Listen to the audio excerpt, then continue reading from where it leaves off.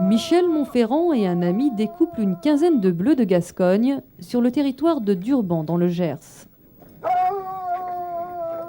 Une chasse sur lièvre, ça se passe de la façon suivante. On démarre le matin comme tout chasseur normalement constitué. On essaie de prendre la quête de la nuit. Ça s'appelle le package. De là, on fait le rapproché, qui normalement nous amène sur le gîte. Et une fois que les chiens arrivent au gîte, bien sûr, il y a le lancer. Et ensuite, s'ensuit une poursuite qui peut durer d'un quart d'heure à voire 1 heure ou 1 heure et demie ou 2 heures. Laïka, voilà, Laïka. Hop, hop. Le biotope vallonné, fait de champs et de bocteaux, abrite une belle densité de lièvres et de chevreuils. Ce sera un rapproché. Là. Mais c'est pas brillant. Hein. Les chiens vont trop vite.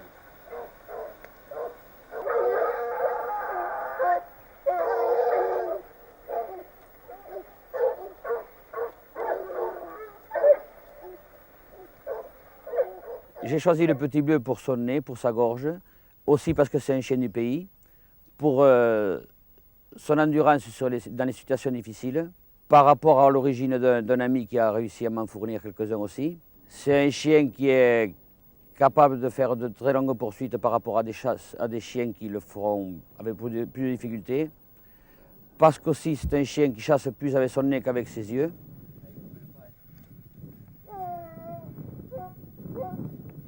Très vite, les chiens prennent connaissance d'une voie au milieu de la plaine. Mais les bleus éprouvent beaucoup de difficultés à trouver la rentrée dans un gros roncier. Les quelques averses de l'aube ont pu laver partiellement la voie de la nuit. Ivoire ici, Ivoire, t'es.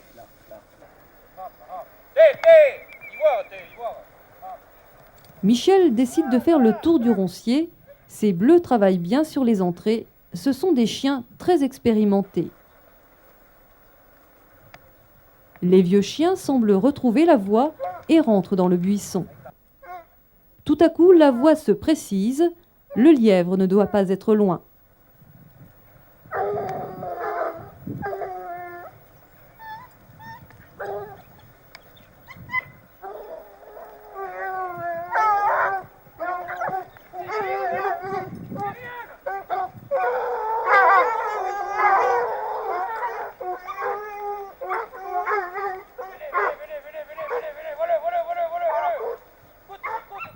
Au moment où le lièvre a giclé du roncier, tous les chiens étaient à l'intérieur. Il dérange 2 chevreuils qui sortent sur la même coulée que le lièvre. C'est dans ces situations que l'on peut apprécier le travail d'une meute créancée.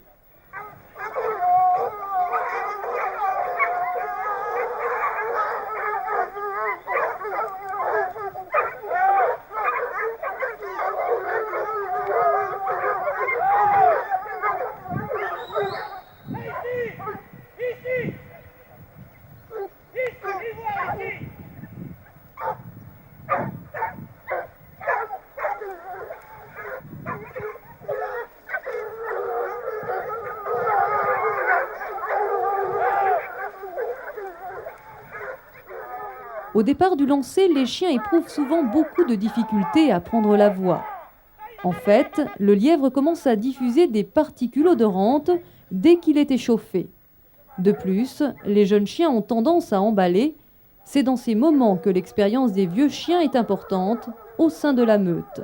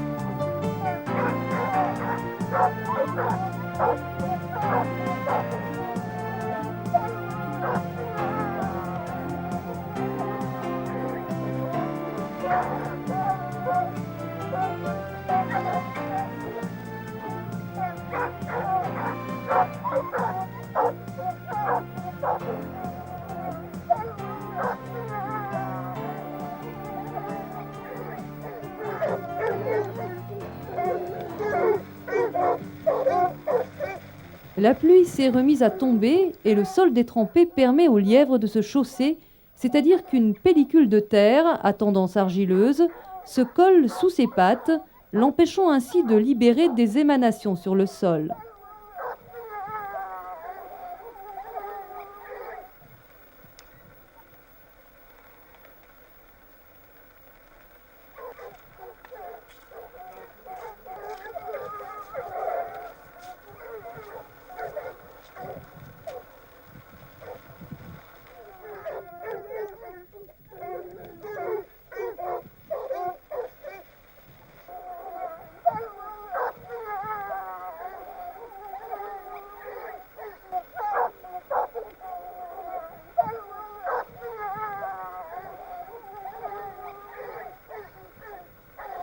Il faut des chiens très aguerris pour relever les nombreux pièges tendus par le lièvre. Mais la finesse du nez du bleu de Gascogne en a vu d'autres.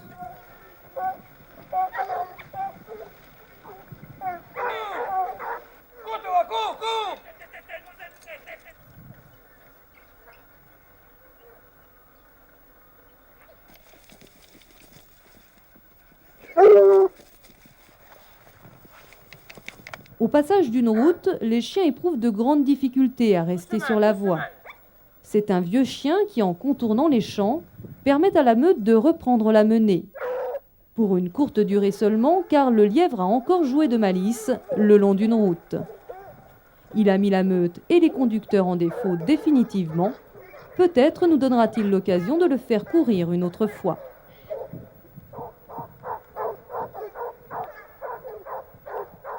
Remonter à l'autre.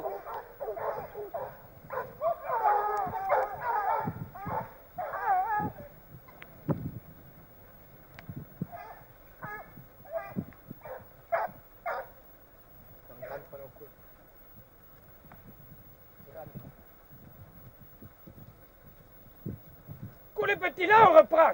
Là. Oui, mais aujourd'hui, après 10 ans de travail et d'endurance, si on peut dire, je suis arrivé à avoir une meute qui chasse uniquement le lièvre.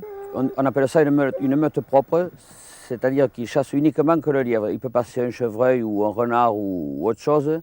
Les chiens ne dévieront pas par rapport à la voie de l'animal choisi, c'est-à-dire le lièvre. Nous quittons le Gers pour nous rendre en Gironde, en compagnie de l'équipage du Haut-Benauge.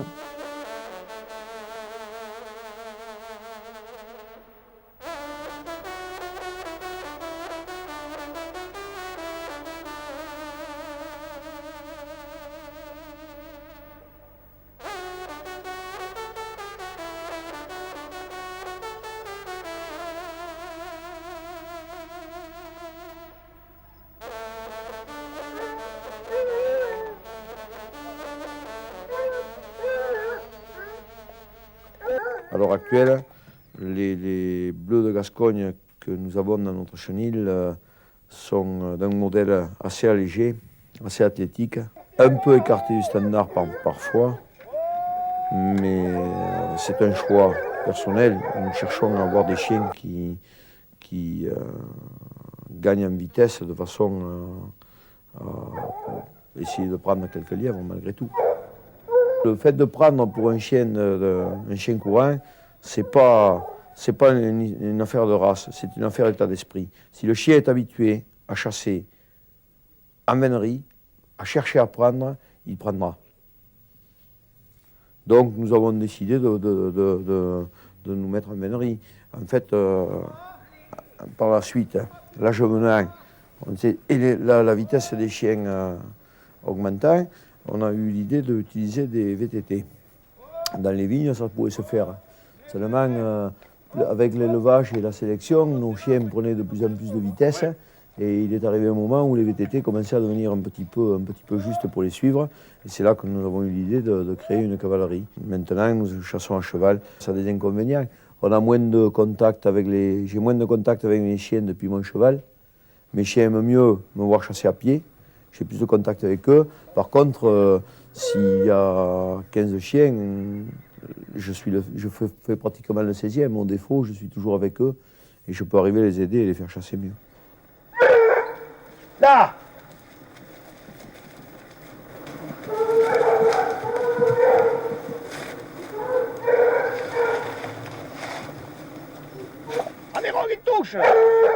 touche, mon petit Néron, il touche, il touche. Là, là, là, là, là, là, le petit Néron.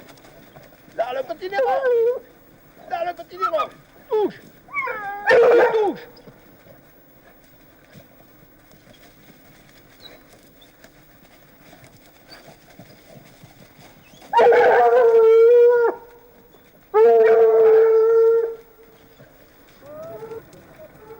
Les chiens rapprochent, le lièvre va dérober et passer près des traditionnels suiveurs de l'équipage.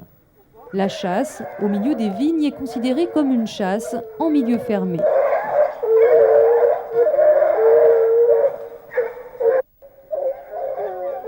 Comme souvent au moment du lancer et du débûcher, les chiens ont du mal à se mettre bien sur la voie.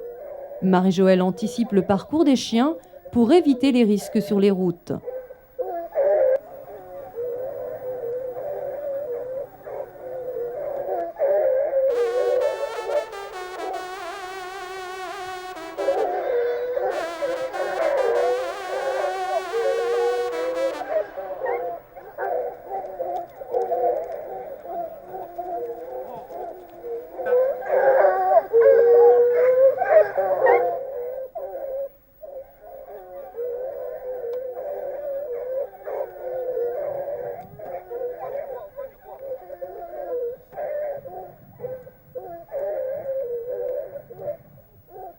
Le lièvre a fait plusieurs crochets dans les vignes pour mettre les chiens en défaut.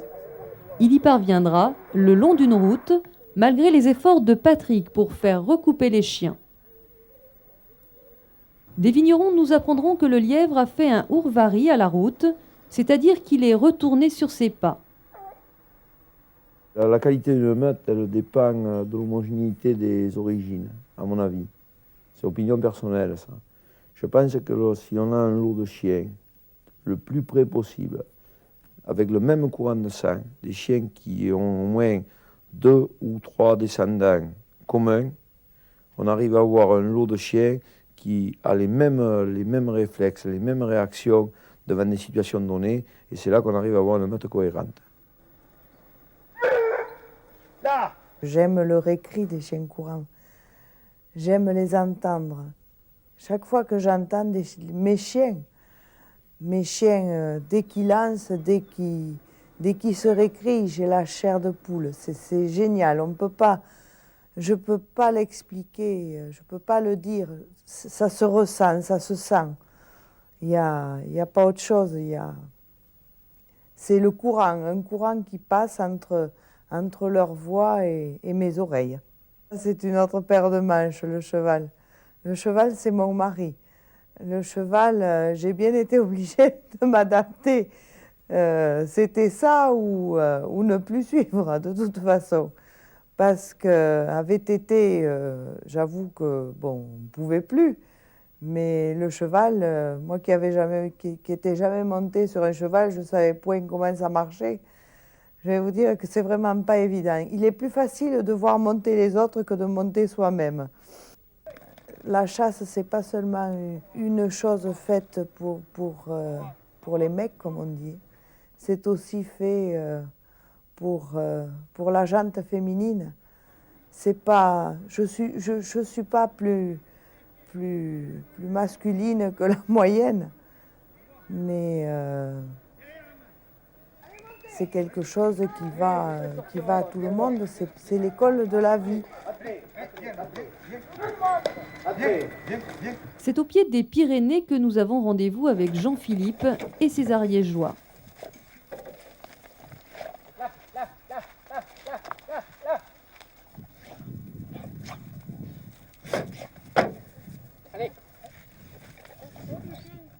Pour moi, un chien courant, c'est un chien qui est capable de prendre un pied de la nuit, le rapprocher, le lancer et le mener. J'ai choisi, moi, la race ariégeois parce que c'est un chien qui est, à mon avis, très facile à créancer. C'est un chien qui ne sait chasser que le lièvre. Certains essaient de lui faire chasser le sanglier, mais à mon avis, ne correspond pas. C'est un chien qui, de nature, ne veut pas prendre le renard, qui prend très peu le chevreuil. Et pour chasser le lièvre, on ne peut pas se permettre d'avoir des chiens qui prennent tous ces animaux-là. Donc pour chasser en meute, l'ariégeois correspond très bien à ce type de chasse.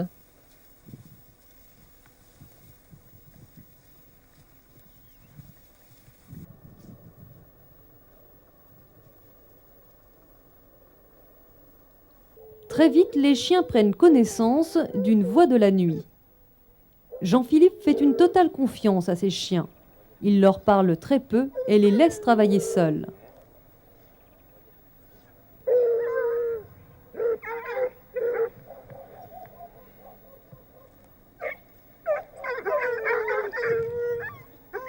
Les chiens sont en train de rapprocher. La voie a l'air assez bonne.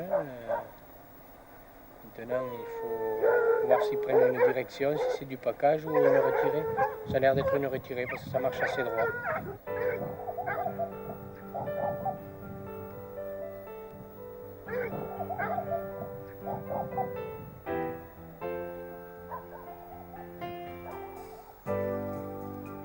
Je vais essayer de laisser chasser un peu les chiens. Et si on ne trouve pas le pied, on reviendra un peu en arrière pour qu'ils prennent la retirée et le gîte, pour aller au gîte.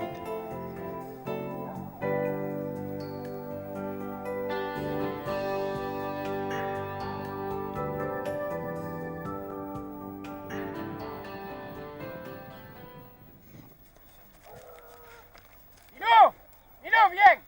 Lola, allez, viens.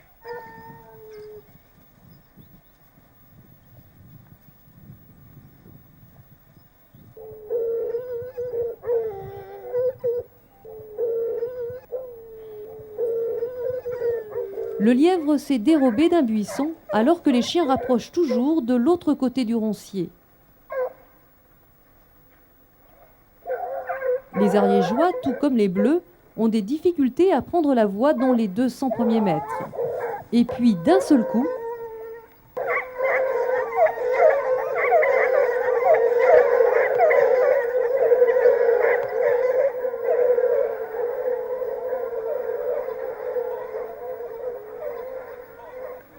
le lièvre a rapidement pris 5 minutes d'avance.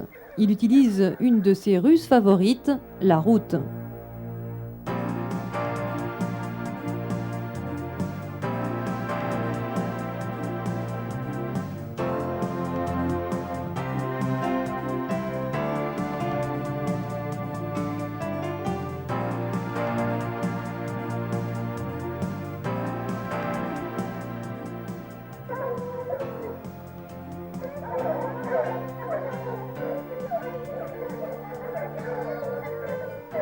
Dans une meute, il faut avoir avant tout des rapprocheurs, plusieurs rapprocheurs. Il faut avoir un lanceur et puis après il faut avoir un meneur. Il faut avoir un chien qui est capable de reprendre le pied quand on est sur un défaut, revenir en arrière pour relever le défaut. Et il faut avoir un chien qui soit capable de faire la route et qui soit tenace. Et il faut des chiens qui soient très fin de nez parce que c'est une voie qui est très légère, qui théoriquement tient, mais qui est très légère. Si on saute le pied, eh bien, on perd la chasse. Des chiens de route, Jean-Philippe en possède au moins 2. Ils vont permettre à la meute de rallier.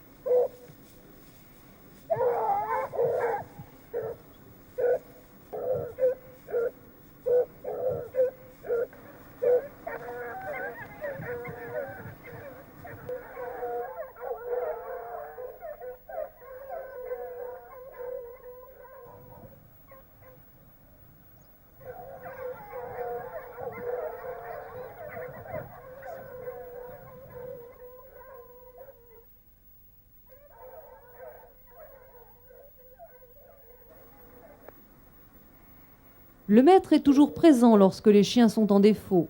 Il n'est pas là pour les remettre dans la voie, mais plutôt pour les rassurer et les encourager. Les ariégeois savent bien que le lièvre fait de nombreux crochets à 90 degrés dans sa fuite.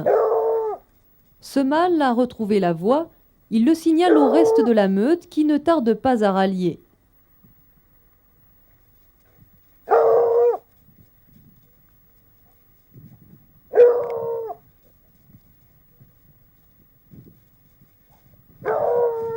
Côte-la, côte-la, côte-la, côte, côte, côte, côte. Côte, côte, côte. Le lièvre s'était retapé dans un bocteau, la chasse est relancée.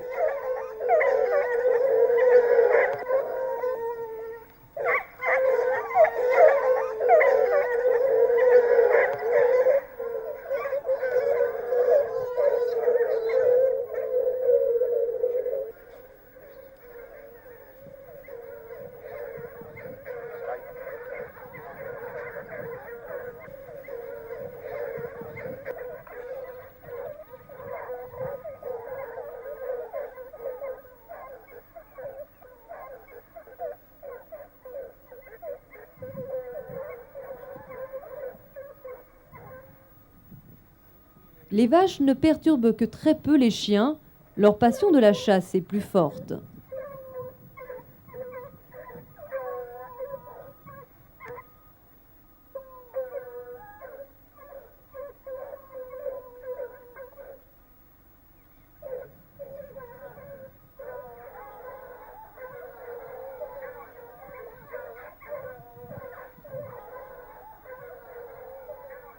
J'ai choisi la chasse du lièvre.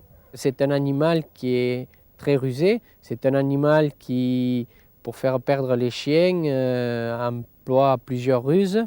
Il est capable de prendre du goudronné, de passer au milieu des maisons, de passer au milieu de volailles. Et on ne sait jamais s'il a avancé ou s'il a reculé. La complexité de mener un lièvre, c'est celle-là, c'est de savoir exactement et de comprendre la réaction que va avoir le lièvre. Il faut essayer d'anticiper, de comprendre la ruse qu'il va pouvoir faire, et c'est tout le charme du lièvre. Doucement, là. Doucement.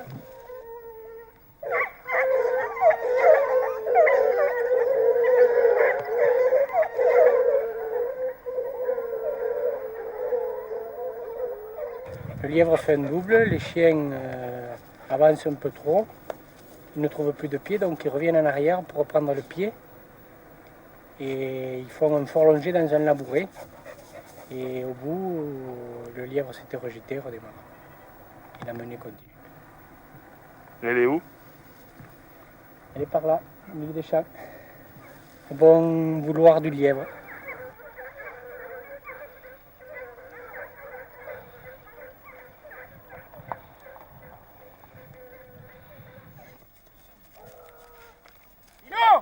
Nino, viens. Voilà.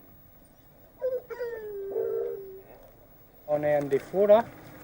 Et malheureusement, je pense que les chiens sont aussi fatigués que certainement que le lièvre. Pour relever les défauts, ça va être assez dur. Heureusement qu'il y a quelques vieux chiens, j'espère qu'ils vont le relever. On va essayer du moins.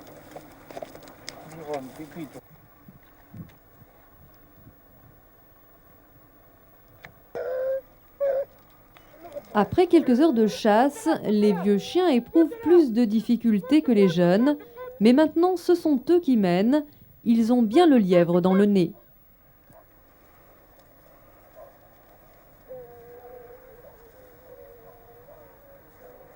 La meute a tendance à s'étirer.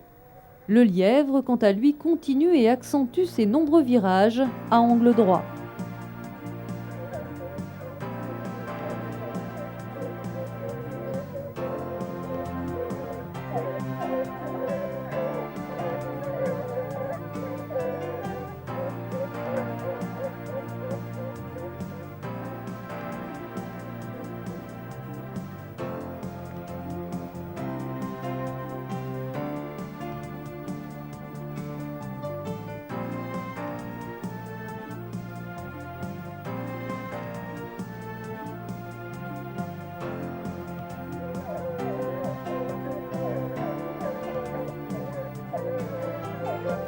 Les chiens ont tendance à s'écarter de la voie tout en restant collés à celle-ci. C'est le chant odorant.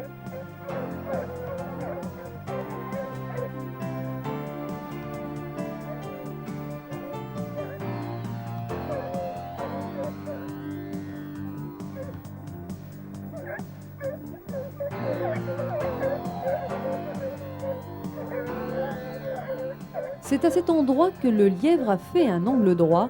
Les chiens passent la voie, ils s'aperçoivent vite de leur erreur et reculent pour la recouper et recoller.